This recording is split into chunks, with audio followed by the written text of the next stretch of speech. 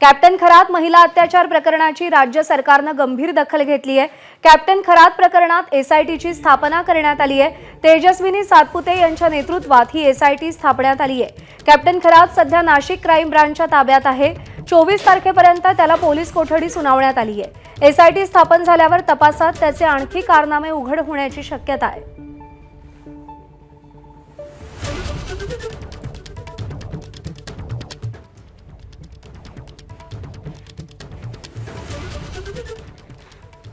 आणि नाशिकच्या कॅप्टन खरात अत्याचार प्रकरणी महिला आयोगाच्या अध्यक्ष रुपाली चाकणकर यांनी राजीनामा द्यावा अशी मागणी करण्यात आली आहे।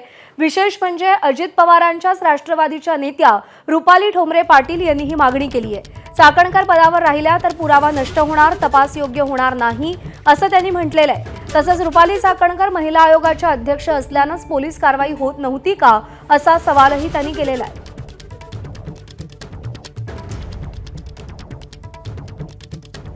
खरातच्या ट्रस्टवर खरातसह स्वतः राज्य महिला आयोगाच्या अध्यक्षा श्रीमती रुपाली निलेश चाकणकर आहे। त्या नराधमाची हिंमत वाढली।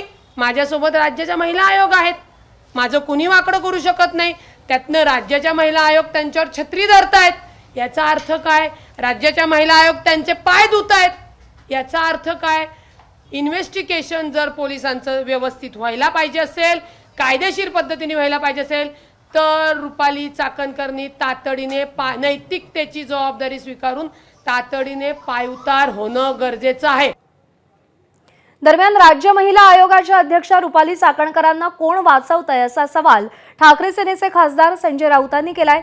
तर दोषींना शिक्षा होणार असं भाजपचे मुख्य प्रवक्ते नवनाथ बन यांनी म्हटलंय।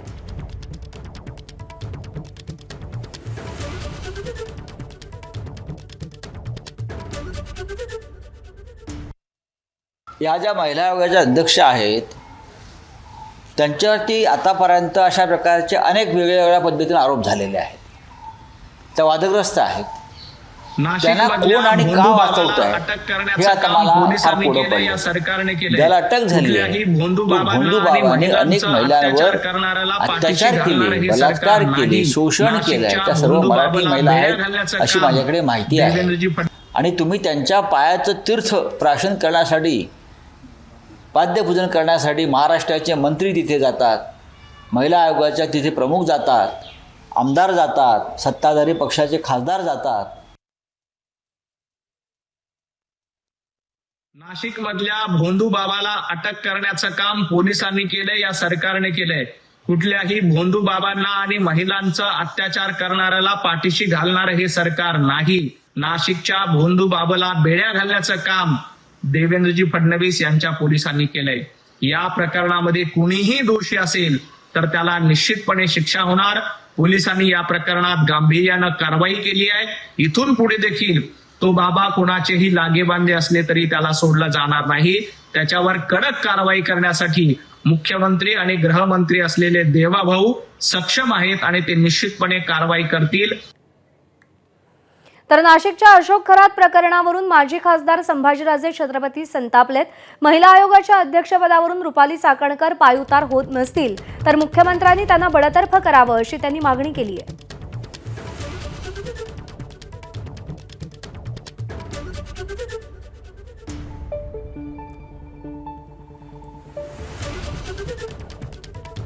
मुख्यमंत्र्यांनी कठोर ते कठोर कारवाई याच्यावर करावी, सखोल चौकशी त्याच्यावर होणं गरजेचं आहे।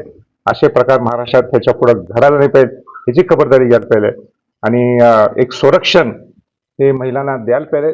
आणि म्हणून संरक्षण जर द्यायचं असेल तर महिला आयोगाचे अध्यक्षच ज्यांच्याशी त्यांचे कनेक्शन आहे त्याला पहिलं तुम्ही त्या पदावरनं तुम्ही काढून टाकावं, त्यांची चौकशी व्हावी आणि मग बघू। तो पण न थांबता ताबडतोब मुख्यमंत्र्यांनी हा निर्णय घ्यावा।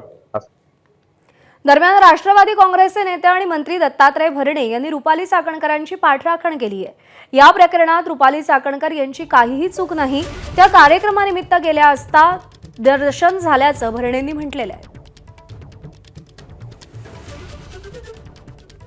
चाकणकरांचा काही दोष नाही।